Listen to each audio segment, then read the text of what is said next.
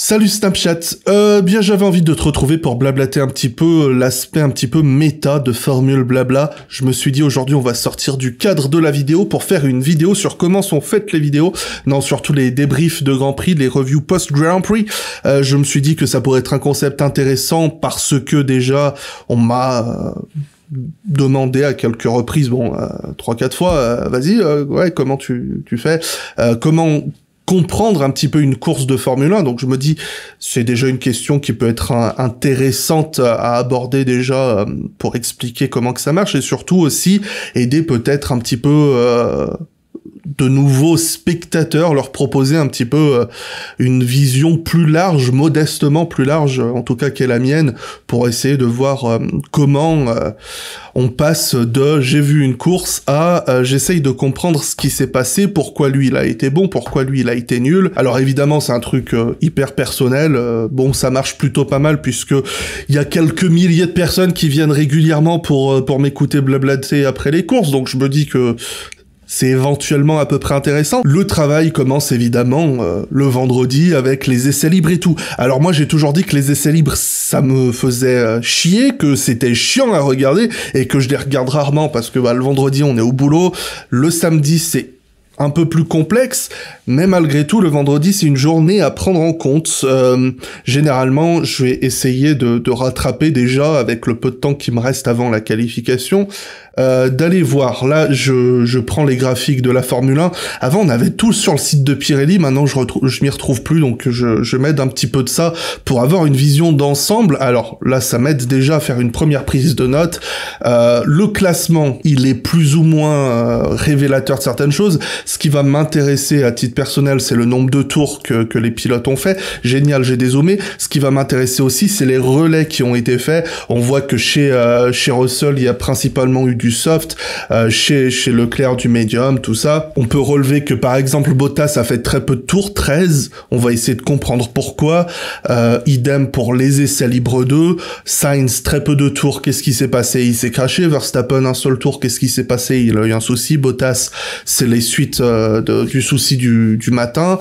Donc déjà, ça nous fait à peu près des bases pour comprendre qui part où, ensuite comprendre un petit peu la hiérarchie où on se place, toujours des relais en soft medium aux avant-postes, on voit que l'après-midi on fait pas mal tourner les pneus soft, et enfin sur la troisième séance d'essai libre, là on voit que pratiquement tout le monde a sorti les pneus durs, on constate que certains ont assez peu utilisé les pneus durs. Une des premières choses qui m'avait frappé justement sur ce week-end, Leclerc le vendredi et le samedi par exemple, principalement du soft, le vendredi il a fait medium soft, et ce qui va nous intéresser, qui m'a pas mal aidé un petit peu pour me guider sur la course, c'est de regarder ce que Sainz il a fait. Du coup je me dis mais attends, Sainz qu'est-ce qu'il nous a fait? Il nous a fait 9 tours en médium, il s'est craché. Enfin ça, là on est sur l'après-midi. Le matin il nous a fait surtout du médium, un peu de soft, et le samedi matin il nous a fait que du soft. Chez Ferrari, on connaît pas le pneu dur. C'est très très con, mais c'est un détail hyper important, et je pense que ça pu avoir son impact sur la course dans l'ensemble. Alors qu'on regarde à côté chez Red Bull, qui a pas mal souffert avec la voiture de Verstappen, on a fait 14 tours sur du soft, donc on sait que les softs, c'est principalement les pneus de la qualification et éventuellement d'un dernier relais surprise. On les a pas mal testés. Perez, on voit qu'il a principalement tourné sur du médium, et en essai libre 2 et aux essais libre 3, c'est lui qui a fait les relais en pneus durs, donc il a pas mal roulé avec les pneus durs. Bon là, je prends les top teams, on va pas tout faire, mais c'est pour te donner une idée de la méthodologie employée. Ensuite, un autre truc qui va m'être utile, alors je vais pas trop en montrer, c'est F1 TV. F1 TV, comme je le disais, mes samedis sont assez chargés et assez peu de temps, donc j'essaye de prendre un petit peu les moments clés, de voir à quel moment là on l'a sur l'affichage, les pneus qu'ils utilisent, tout ça. Donc j'essaye un petit peu de me repérer à quel moment tel pilote utilise quel pneu, et essayer de voir un petit peu les chronos également comparativement aux autres. Est-ce qu'on est sur du vert, sur du violet, tout ça. Pour la qualification, les plus habitués de la chaîne le savent, moi pour la qualification je suis en votre compagnie, en direct sur le YouTube, souvent avec un bel invité pour essayer de découvrir de nouvelles personnes, pour échanger tout ça, vivre un bon moment. Donc la qualification, généralement, j'ai un petit peu plus de distance lorsque je la regarde, donc je vais garder un petit peu le regard critique pour un peu plus tard. Je vais juste y livrer une première apparition à chaud, sans savoir vraiment au préalable si tel ou tel pilote a eu des soucis. Autre chose que j'ai oublié de dire, pour le vendredi, toujours avant zioter les communiqués de presse, on peut dire que c'est que de la presse et effectivement c'est que ça, mais ça livre quand même des informations qui peuvent être intéressantes, comme de savoir que chez Alpine Ocon avait le nouveau fond plat, que telle équipe va essayer un nouveau power unit. C'est des choses qu'ils peuvent dire dans les communiqués de presse, et puis ça permet d'avoir une idée. Bon, c'est de la com, et est-ce qu'on est en confiance, est-ce qu'on l'est pas, voilà. Généralement, mes samedis qualificatifs à titre personnel sont très chargés, puisque après on va voir la Formule 2 qu'on fait aussi en live sur le Twitch avec l'équipe Formula. Le soir, on a les live FIMG Night Fever qui nous retiennent jusqu'à très tard. Donc généralement, après la qualif, j'ai pas trop le temps de revenir sur la séance. Et le dimanche matin, quand il y a de la Formule 2, ça va être la course de Formule 2 en direct, encore une fois. Mais ça me laisse un petit peu le temps de poser un petit peu ce que j'ai vu la veille en qualification, et déjà d'aller chercher des points clés. Ces points clés, ça peut être quoi? Pour ce week-end à Miami, ça a été Lando Norris qui s'est placé P3 sur le dernier relais en Q2. C'était assez inattendu, c'est un très beau chrono. Ricardo était à 7 dixièmes, donc je me dis, oh, qu'est-ce qui se passe chez McLaren? On regarde le tour, encore une fois, avec F1 TV, qui est un très bel outil. S'il vous plaît, Canal+, ne nous l'enlevez pas, je vous en supplie, même si vous m'écoutez certainement pas, puisqu'il vient de racheter les droits, bref. On regarde la caméra embarquée de Norris, on essaye de voir un petit peu tous ces 3 relais qu'il a fait, comment il a pu améliorer ses chronos, qu'est-ce qu'il est allé chercher. Ricardo, on comprend qu'il a perdu beaucoup de temps au stand avant son dernier relais, et qu'il a dû se lancer à la toute dernière seconde, ce qui a fait qu'il a eu un tour mal préparé. Okay, you are currently on the flag, so I need you to keep ahead of Vettel.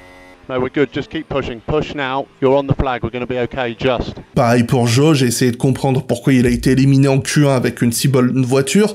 Donc là, on voit qu'il se prend beaucoup de trafic, qu'il fait une petite erreur à un moment sur un de ses premiers relais. C'est un petit peu les points clés. Évidemment, les tours qualificatifs des top teams, essayer de comprendre pourquoi entre les coéquipiers, des fois, il y a des gros écarts. Ça aide un petit peu à déjà un petit peu mieux appréhender où chaque pilote se situe, et vient la course. Ma méthodologie pour la course, quand je ne le fais pas en live, c'est de faire un...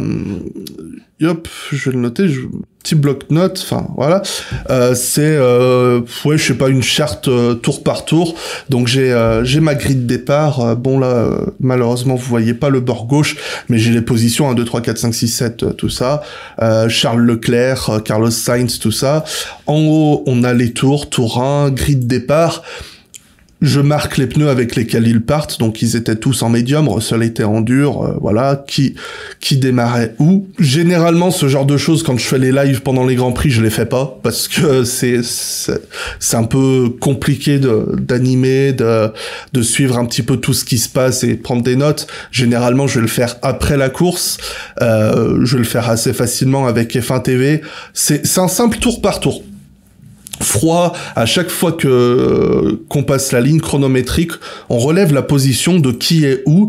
Donc là, on voit que Leclerc, sur la grille, il est premier. Il a pas bougé de la position jusqu'au 9e tour où Verstappen a pris la P1. Au tour 24, Leclerc est passé au stand mettre les durs. Il ressort 4e. Ensuite, il passe 3e. Mais pourquoi Leclerc passe 3e? Ah, Sainz était devant. Il passe en pneu dur. Il reprend la 2e place. Donc techniquement, je peux savoir d'un seul coup d'œil, enfin comme ça, Leclerc, c'est 0 dépassement, mais il a été aux avant-postes, voilà. C'est une approche qui m'est personnellement assez utile pour comprendre, par exemple, comment Esteban Ocon est passé de 18e à 8e, ou Alex Albon, ça marche aussi, passé de 16e à 9e au drapeau à damier. Donc voilà, on voit que Ocon a eu un départ assez calme, il reste 18e, au second tour, il passe Latifi. Est-ce que c'est digne d'intérêt? Non, c'est une Alpine qui passe une Williams, on s'y attend. Ensuite, il monte d'une position au tour 6. Pourquoi Guanyu Zhou il tombe dernier, il abandonne. Ok. Ensuite, ici, il monte d'une position. On voit que c'est Tsunoda qui passe au stand. Donc, il gagne une position. 14e. On essaye de chercher qui était 14e juste avant. On voit que sur ce tour, il y a eu juste avant Kevin Magnussen qui est passé au stand. On voit des arrêts au stand, il gagne des positions. Et on voit que après que tout ce beau monde soit arrêté, c'est la partie la plus compliquée à suivre. Pour être honnête, généralement, je vais toujours... même quand je fais ma prise de notes pendant la course, comme je l'ai fait ce dimanche, je vais toujours repasser un peu derrière pour être sûr de pas avoir fait de bêtises, parce que, mine de rien, ça va assez vite. Et ensuite, on voit que du coup, Ocon est 9e, il gagne une position ensuite au tour 30, quand Ricciardo s'arrête, il passe en soft, il tombe 10e, voilà. Ça aide un petit peu à avoir une vision de la course de chaque pilote. Évidemment, pour des raisons... évidente de temps, je ne me refais pas la course avec toutes les caméras embarquées de chaque pilote, parce que le lundi, c'est la reprise, comme on dit. D'ailleurs, je vois que j'ai mis ma cravate, c'est pour faire sérieux, tu vois. Ça fait travail. Il manque juste le stylo, là, dans la poche FIMG. Et là, ça fait sérieux. Non, c'est juste que... ouais, si on la voit. Non, c'était juste que j'étais en train de tourner une histoire sans fin. J'aime bien mettre des cravates ou des trucs comme ça dans les histoires sans fin. Et je l'ai gardé. C'est cool. J'aime bien les cravates. Les cravates, c'est cool. Comme me disait une des ex, ce qui est bien avec toi, quand tu portes des cravates, c'est que ça indique la direction de ton cerveau. Ça fait une flèche. Tu sais, là, ça fait une flèche qui va sur mon cerveau. Donc, ça indique où est mon cerveau. Toutes blagues d'enfants de 8 ans mises de côté, une fois que j'ai à peu près noté toutes ces informations, j'essaye d'en donner une suite cohérente et de simplement faire un rapport de course. Évidemment, il sera toujours utile d'aller écouter, regarder les débriefs d'après-course, les communiqués de presse, les trucs comme ça, parce que on peut apprendre des choses toutes bêtes qu'on savait pas, ou pas nécessairement, que par exemple Pérez, il a eu des problèmes moteurs, on s'en est douté un moment quand il s'est mis à chuter dans le classement, mais on s'en doutait pas nécessairement que sur le dernier tiers de course, c'est ce qui l'a empêché d'aller chercher les deux Ferrari alors qu'il avait des pneus médiums neufs, là où les autres étaient sur des pneus durs usés. Et une fois que j'ai réuni toutes ces informations, il ne me reste qu'à conclure la petite rédaction de ce dimanche en Formule 1, que généralement j'attaque un petit peu avant le week-end. Je me fais des petites prises de notes, des points importants, un petit peu notables pour replacer le contexte, et puis voilà. Donc je pense avoir fait le tour sur ma méthodologie à peu près sérieuse pour m'aider à comprendre les courses de Formule 1, pour y revenir après. Alors évidemment, j'imagine que si t'es nouveau en Formule 1, ou peut-être pas nécessairement, t'as pas envie de faire des prises de notes tout au long du week-end, mais si t'es un petit peu curieux, par moment, les chronos c'est très bien, ça en dit long, mais c'est toujours intéressant en qualification d'essayer de comprendre le pourquoi, de toujours se référer aux essais libres qui sont la préparation pour comprendre pourquoi Red Bull marchait si bien en course par rapport à Ferrari. On sait qu'il y a les écarts de vitesse de pointe, mais on a compris aussi que Ferrari, ils se sont assez mal préparés sur leur long relais, sur leur relais de course du moins, avec les pneus médiums et surtout avec les pneus durs. Peut-être que ça a été handicapé par le crash de Carlos Sainz, et qu'à choisir, Ferrari s'est dit « Ah, ça va être une piste difficile sur laquelle doubler, on va plus miser sur la qualification », ce qui a marché. Ils ont verrouillé la première ligne, mais en course, il s'est avéré que c'était assez facile pour Red Bull de passer devant et de mieux optimiser leur gomme sur les longs relais. Mes oreilles et surtout mes yeux sont ouïs à toute question éventuelle, toute critique de cette méthode et déconstruction de ma personnalité à m'en faire pleurer. Je l'accepterai tel l'indigne youtubeur que je suis. Ça y est, je me définis comme youtubeur. Merci de m'avoir écouté, j'espère que tu as passé un moment cultivant en ma compagnie. Tu peux toujours laisser un petit pouce bleu avant de partir si tu as le moindre désir de soutiendre cette chaîne, ou encore plus peut-être de t'abonner, tous ces trucs là que les autres youtubeurs te disent de faire incessamment. On se fait des gros bisous et on se dit à très bientôt sur Instagram.